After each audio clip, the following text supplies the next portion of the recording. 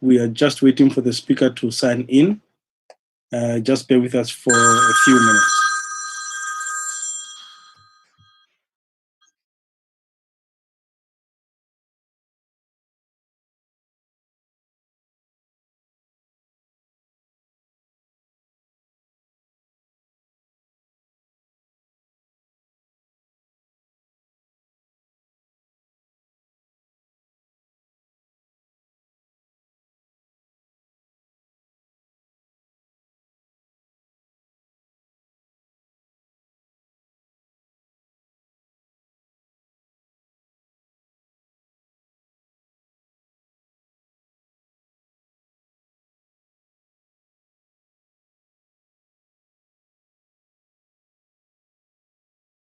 Our speaker has just joined and he will start in a few minutes. Just give me a second to.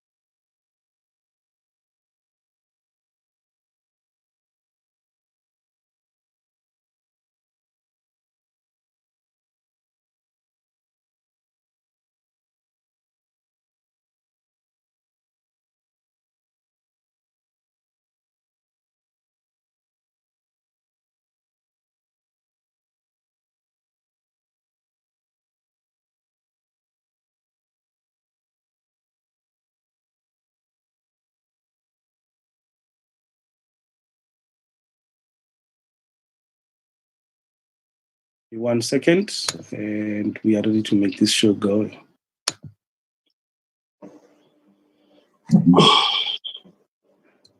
Perfect, everyone. Thank you once again for joining us. Do apologize for the slight delay, but our speaker is here, and that's what matters. My name is Sifiso Mtsweni. I'm from the speaker's firm. Welcome and thank you for choosing to join the Empower Entrepreneurs Digital Conversations, a COVID-19 discussion hosted by EmpowerWorks.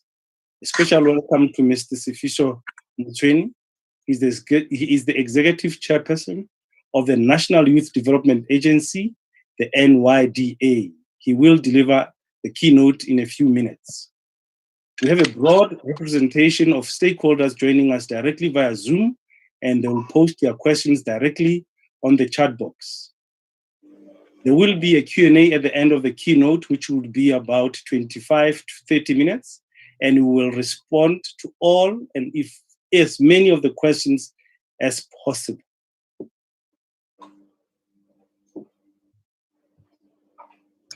From my side, I would like to welcome everyone that is joining us live on the following EmpowerWorks digital platforms: YouTube, Twitter, Facebook, and the hashtag that we are following is Empower Entrepreneurs.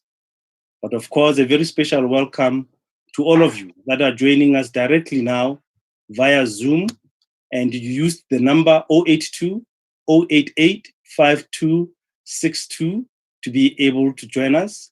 And if you go to the EmpowerWorks website, you'll find all the other programs that EmpowerWorks run around Empower Men, Empower Women, Empower Youth, as well as leadership summits and events. Just to set the scene, South Africa has a large population of youth. Those between the ages 14 and 35 represent 42% of the total population.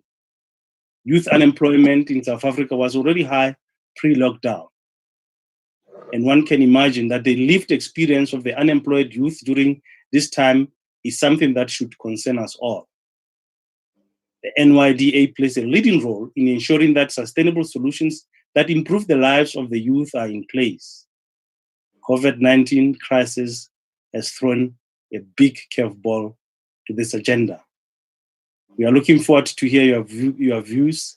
And I want to hand over to you, Mr. Sifiso, and say to you, how are the youth? Over to you, sir. Okay, thank you very much, Program Director. Let me greet all of you that are here today, and also just say that we are quite excited to be part of this initiative, a very excellent initiative, and immediately one can see that the world as we know it is beginning to shift. It's beginning to change. Who would have thought that today, one would give a keynote address online in a platform of this nature? So I think, thank you very much for having us here. I think what EmpowerWorks is doing is quite excellent in trying to spark, a discussion amongst entrepreneurs, which are quite important. So basically, I will just reflect on three things. One would obviously look at the overall environment that we find ourselves in, which we all know. Two, I will talk about the NYDA and the interventions that we have that are related to COVID-19 and beyond. And three, try to map out, how South Africa would be post COVID-19. And the overall theme of what I'm trying to present here today is that as entrepreneurs, we need to start imagining, we need to start using our imagination and start, thinking about, our society post this particular period. As a start, I think all of us, we are quite aware of the environment that we find ourselves in today. The whole world could not have anticipated that today we would have woken up, to the entire world actually shutting down. The whole world has actually been shut down. Countries are on lockdown. There's this new, what is called an invincible enemy. This invincible enemy seems to be more dangerous than any other enemy that has actually faced the world before. So dangerous is this invincible enemy that, it's killing hundreds of thousands of people every day. Millions and millions of people across the world are getting infected. Businesses are shutting down, both big and small. People are losing jobs. People are actually staying at home. Airlines have stopped moving. Trucks have stopped moving. Logistics have virtually come to a standstill. And therefore, this simply means that, the world as we know it is no longer there. And I think, we need to just take this moment and really reflect and look at where we are, as a society today. Secondly, as we all know, we just concluded in our country what is known as the Heroes Month. April was quite a significant month, despite the fact that indeed it found us in a lockdown. The very beginning of April, the 2nd of April, you'd remember that we were actually having the 3rd anniversary since the burial of Matikizela Mandela. The 6th of April for us as the NYDA is a very important day because it is the day where we remember and commemorate the life and times of Solomon Kalushi Mahlangu. This year marks, the 42nd anniversary since, or the 41st anniversary since his brutal hanging in 1979 on the 6th of April. As you know, we've dedicated a large portion of the budget of the NYDA to what is called the Solomon Mahlangu Scholarship Fund, which to date has taken over 650 students from rural and poor areas into institutions of higher learning. Just this year, by the way, we were to celebrate an additional graduation of 200 young people out of that particular program. Last year, on the 40th anniversary, we celebrated and unleashed to the country 500 graduates. Part of those graduates, by the way, very amazing people in our country, which are trailblazers. I'm talking about young pilots, I'm talking about young doctors, I'm talking about young pharmacists. I think the country has come to realize that despite the many challenges that we have, there are many pockets of excellence that we have. We've seen the young Mandi Samfeka, who is actually one of the army pilots, being one of the trailblazers in our country. We've seen 2 young South Africans appearing on the Forbes top 30 out of 30. So one of the 30, most brilliant young entrepreneurs in our country, coming out of, this system that we're actually talking about. We've seen, the netball team of our country qualifying for the Olympics.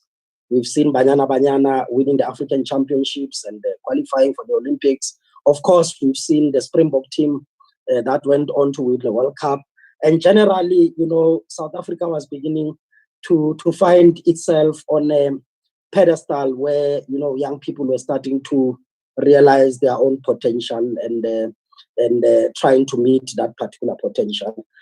And of course, we all know that, the past few days, the 27th of April, we observed 26 years of our freedom, 26 years of our democracy. And what a day that was. On midnight on that day, we've seen over 200 doctors from Cuba landing on our shores to come and fight side by side with us and defeat this terrible pandemic that we are faced with. And of course, our history with Cuba is well documented. They fought side by side with those that fought for our freedom. And today, as we celebrate our Freedom Day, the Cubans are with us. And I think as South Africans, we must welcome this. It was quite unfortunate when we saw, some media reports that, we're spending this much and so on and so on. I think we need to wake up to the reality that we're faced with a serious pandemic, and it needs all of us to work together. And the solidarity of the Cubans, it's something that we must indeed welcome. And of course, today, being the 1st of May, we observe International Workers' Day. This International Workers' Day comes at a time when workers, are sitting at home. Some of them really, with a real threat that beyond this period, they'll not be able to come back to work. We welcome the fact that today, as we go to stage 4 of the lockdown, about 1.5 million workers have actually gone back to work. But we know that a lot of workers, particularly in the small business sector, are faced with quite a bleak future. And we need to, as entrepreneurs here, be able to have a discussion around how do we save, the workers? How do we ensure that South Africans, particularly our households, don't go poorer than they already are, and that our country really does not fall into a trap that we would not want to see. So that was just quickly a scanning of our environment. But as I said, I'll just quickly run through the NYDA and its programs, and basically where we are today, and some of the interventions that we thought we needed to put in place. And as you know, the NYDA is a Schedule 3A institution. It's a public entity established under the presidency. Today, there's a Department of Women, Youth, and Persons with Disabilities. Before that, it was under the presidency because the Act of the NYDA places, NYDA under the president. So the board of the NYDA is appointed by the president through recommendation of parliament. And the reason why the NYDA is in the presidency is because its mandate is quite broad. People tend to look at the NYDA from one side, that is just an institution that deals with enterprise development. Basically, we can summarize, our mandate in 3 ways. That the NYDA must develop economic development through youth entrepreneurship. We must create decent employment through jobs programs. We must deal with issues of social cohesion and create pathways for economic emancipation through the National Youth Service Program. Beyond that, that is underpinned by our drive for lobby and advocacy. So the NYDA must lobby, it must advocate. We must develop youth policy that will be able to guide government, to run, its youth, programs. The NYDA, as you remember this year, is now a partner to what is called the Presidential Youth Employment Intervention. Well, as you know, over the last few years, the issue of unemployment in our country has reached catastrophic levels. I think we've raised this thing quite sharply, and we've elevated the issue of employment to the level of the president. And the president then established what is called the Presidential Employment Intervention, which the NYDA has really contributed quite a lot into that program. And I'll reflect later around the work that we are doing. The NYDA, prior to COVID-19, was implementing what is called the 1,000 businesses in 100 days. You'd remember that in the State of the Nation address this year, for the very first time, the president dedicated much of his speech to dealing with issues of, intervening on behalf of the young people. And one of the things that we encouraged the president to look into is that for us to decisively deal with unemployment in our country, in our view, big business has not come to the party. We've seen big firms shutting down, people losing jobs, mines retrenching people. We've seen banks, the financial sector, actually losing jobs. And therefore, our argument is that for us to be able to stimulate employment in our country, we need to encourage SMMEs. We need to support SMMEs. And therefore, there has to be an initiative of 100,000 entrepreneurs that will at least employ 10 people each. And government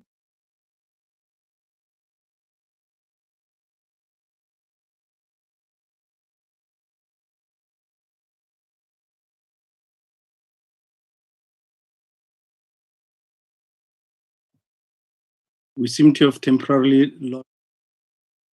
We'll sort that out now.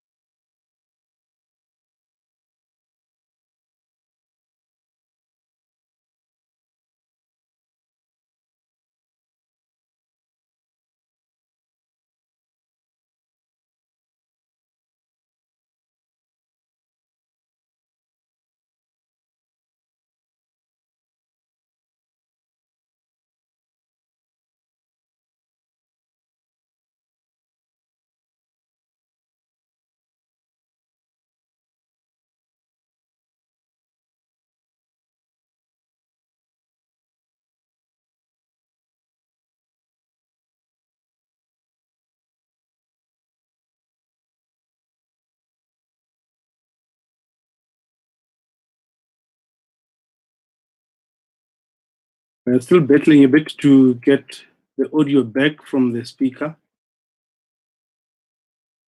His mic is fine.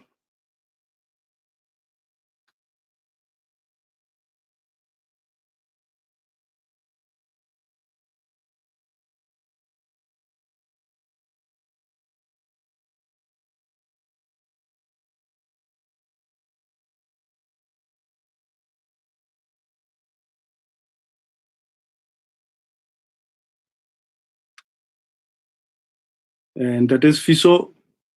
Can you try and reconnect? We can see your mic is still on, but we are not hearing any audio, and your video has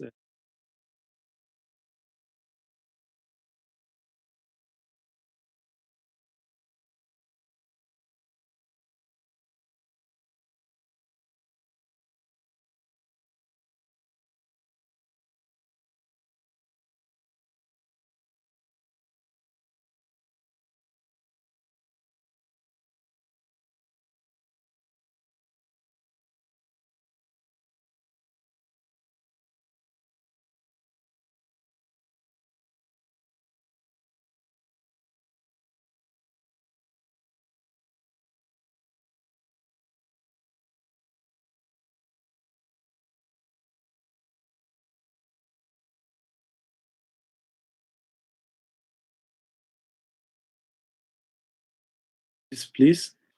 I've asked the speaker to rejoin because we lost voice, even though he was still connected. But I do value you staying on and continue to post your questions that perhaps when he comes back, we may want to go directly to the Q&A so that we focus the conversation. So I'm continuing to just monitor that he comes in. Just bear with us.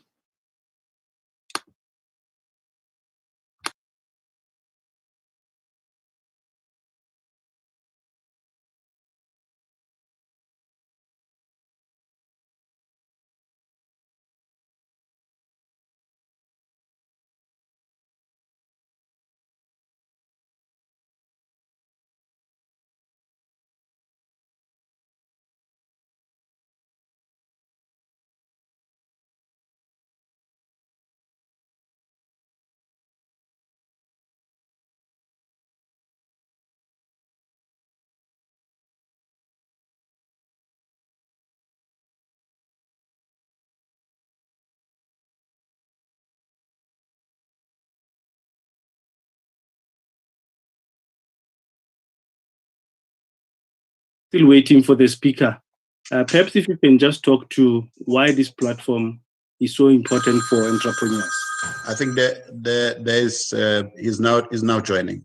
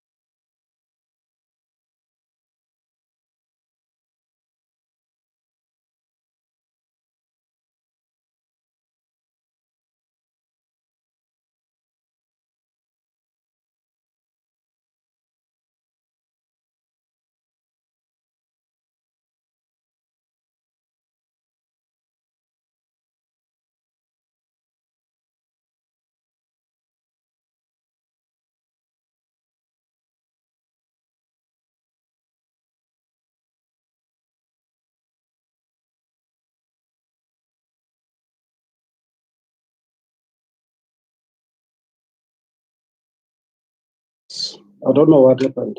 I'm struggling with technology today. Okay, apologies. One of the suggestions that we made was perhaps to tackle some of the questions as you get through. Yeah. Are you able to see them on your screen, or can I read some of the ones that are already pertinent? Okay, just read the questions because I can see them.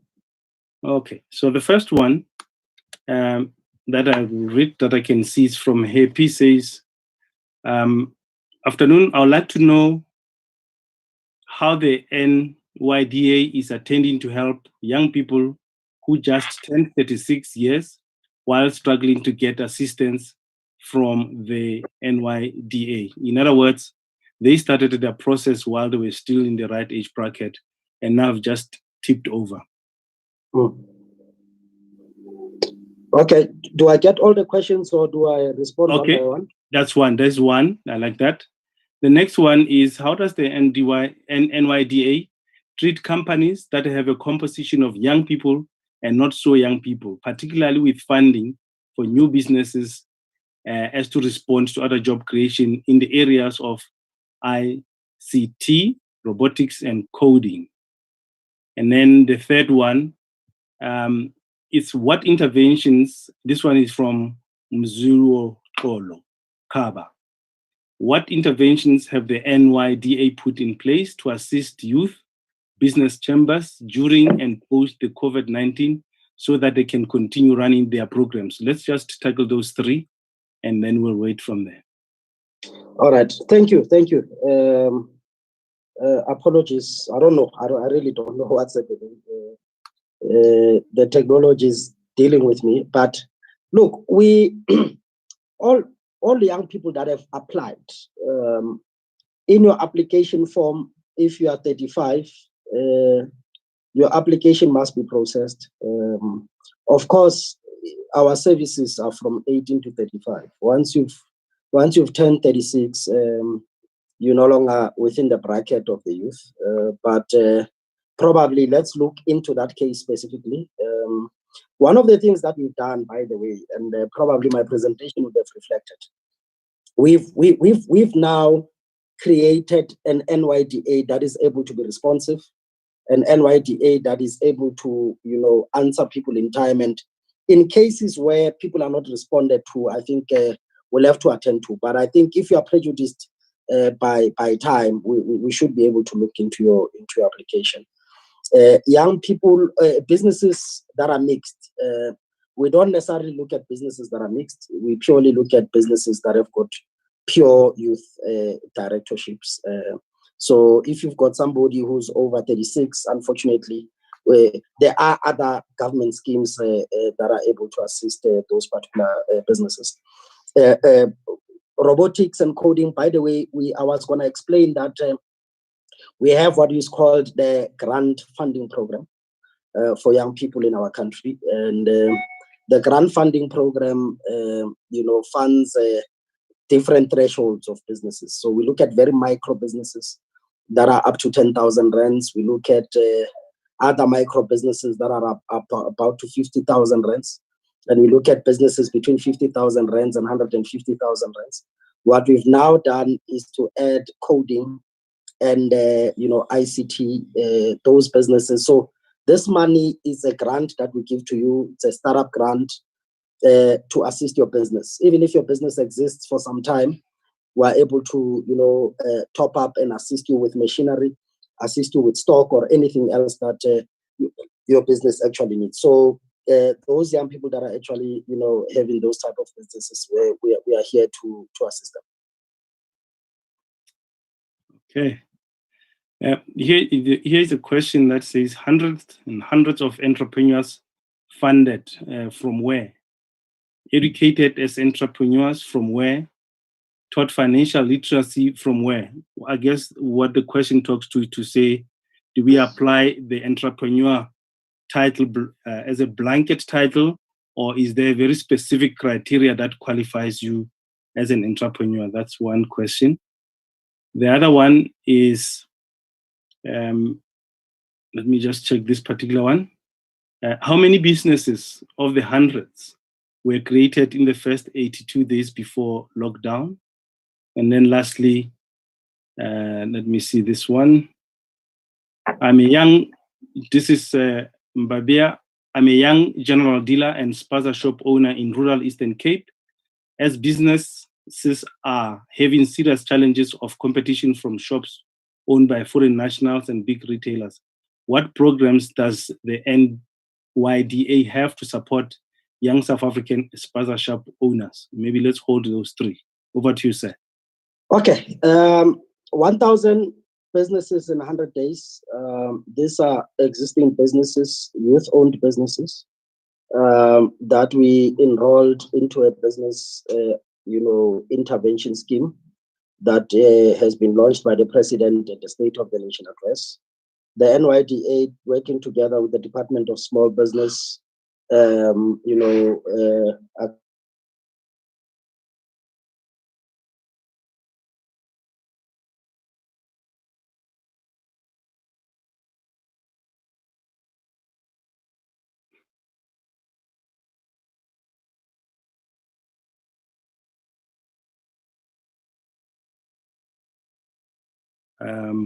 I'll allow the speaker back in. Give me another moment.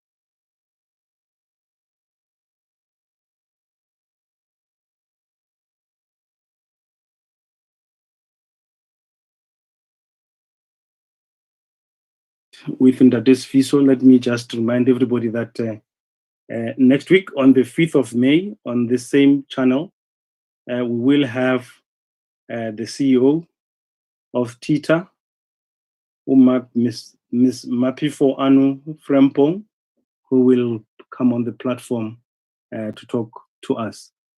And this will happen next week, Tuesday on the 5th of May 2020. We will have Ms. Mapifo Anu Frempong joining us to give us a talk. She is the CEO of the Transport Education Training Authority, TITA.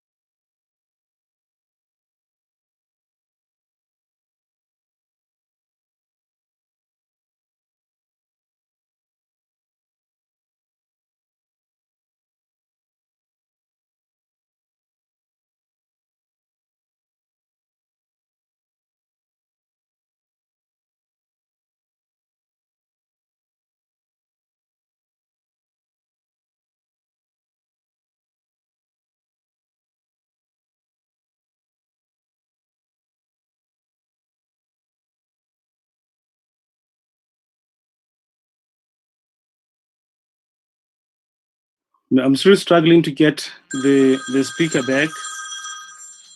Maybe let me take this call quickly. Maybe it's the one.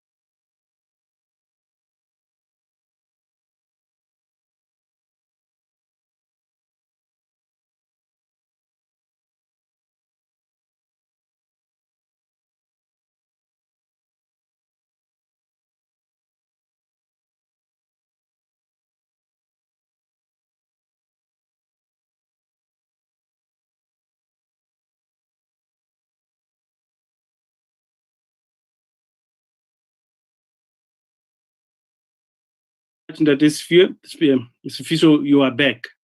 So what I will do, okay, your audio is back.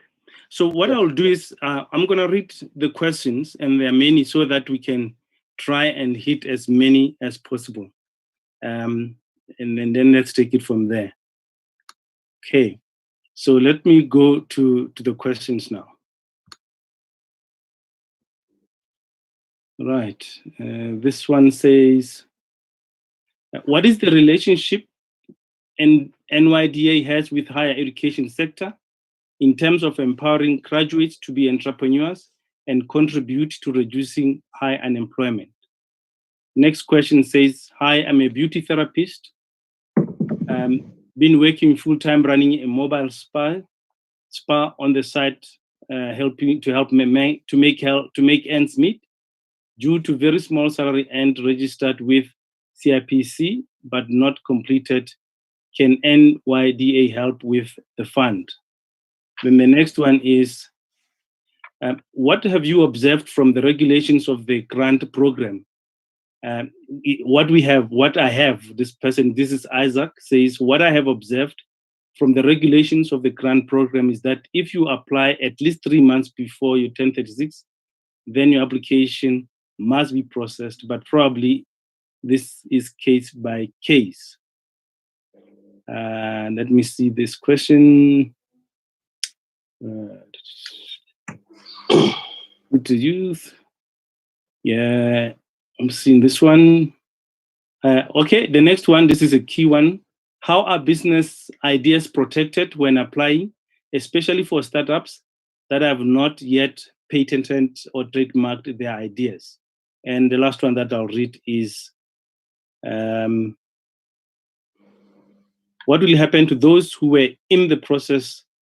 What will happen to those that were in the process of funding before lockdown and attending the mentoring sessions? Maybe let's take that group and see how it goes. Okay, I will try to be quick before the system keeps throwing me out. But I was still responding on the 1,100 days. As I said, it was a call that we've made for 1,000 entrepreneurs. The criteria is simple. You must be between ages of 18 and 35 with a South African registered business with CIPC, SARS, and all those requirements. And that one of the requirements, you must demonstrate the ability to create at least 10 jobs. Because we want to elevate our program to 100 entrepreneurs in 5 years. 100,000 entrepreneurs that create 10 jobs each will be able to create 1 million jobs. And whatever intervention we're making must be based on job creating capacity. How many were funded just before the lockdown? We're sitting at 269. We have instructed the offices from Monday to start phasing in opening some few offices. By the 16th of June, we will have 1,000 that would have been funded. The funding regime is spread across all 9 provinces. So we will make sure that everybody gets processed. I must say also, mention it here, by the time we went into a lockdown, we're sitting at over 3,000 applications. So there has been quite a positive, response. Spaza shops. Last week we had a session where we've made inputs to Treasury, to small business, particularly on the relief funds, and we raised a concern around foreign-owned tuck shops in our country.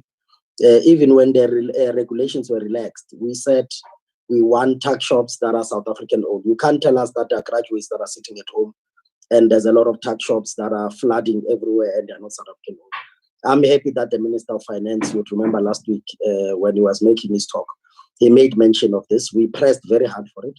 Post-COVID situation, all tuck shops in South Africa must be registered legally. And there must be a bias to young South Africans to be able to run those tuck shops. That's a very important program that we are serious. I've been quite vociferous about it and consistent about it. It's a battle that we are going to win. We can't be held at ransom in our country as if, we don't have capacity to run tuck shops. We've said that we are not against any foreigners in our country. They must bring a specialized skill. There must be students. They must be participating in sports. There must be specialists of a particular kind. To run a hair salon, a South African can do that. To cut hair, South African can do that. To sell bread, milk, and sugar, we've got more than enough capacity.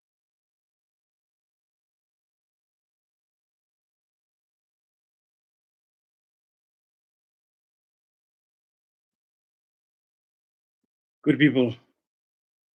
My humblest apology. Technology has failed us. I think Mr. Mtsweni tried his best to continue to engage, but unfortunately, technology has failed us. So let me apologize for that on his behalf. and on our behalf. I do see that his screen is still here, but we can't hear you. I know you are spending invaluable data. The questions that were raised, I'll find a way to get them through to him and make sure that on our platform, we send the answers to those questions so that you are able to pretty much get those answers through. And hopefully in the future, we will create another platform for him to come through, to be able to answer the questions that we wanted. So we're gonna have to exit there. And on that note, may I thank you for joining us directly via Zoom and for taking the time, despite the challenges, to be part of these critical conversations. Any conversation that excludes the youth in any platform is the wrong conversation. I'm so glad that from EmpowerWorks, we are being able to offer such a platform. But as I said, unfortunately today, technology has failed us, and I do apologize for that. Please continue to support the platform. As I said, we will continue to make sure that you are engaged. As I leave, let me just see if there's anything more urgent. No, I don't even think we will be able to get the speaker now to come and say his bye-byes. So maybe I'll challenge Unda Vuyani to just say to us something as we sign out. Vuyani Zwane, how are you, sir? I'm unmuting you again. You better do that. Right, Buyandi. If you can just take 2 minutes to just 1 minute to sign us out. I know you are very concerned about things that have to do with human capital, especially youth. Well, absolutely. But I think the critical thing right now is looking into how we get the youth to feel included in everything that is entrepreneurial. And really capacitation thereof becomes important. And what Empower Entrepreneurs is attempting to be able to do is to create a platform within which these can happen.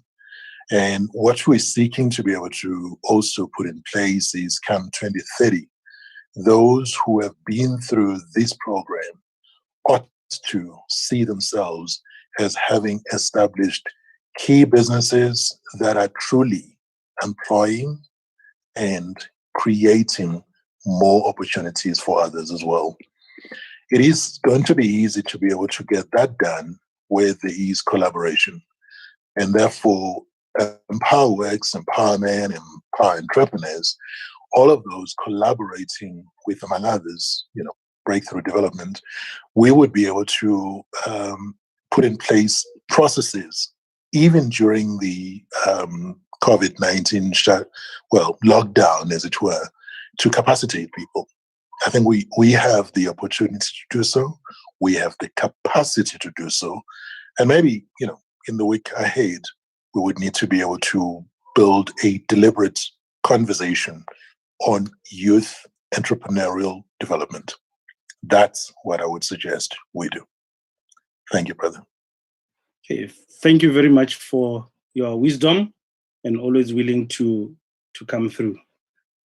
Please, for the next coming conversation, goes directly again to a WhatsApp group 082 number 082 088 5262.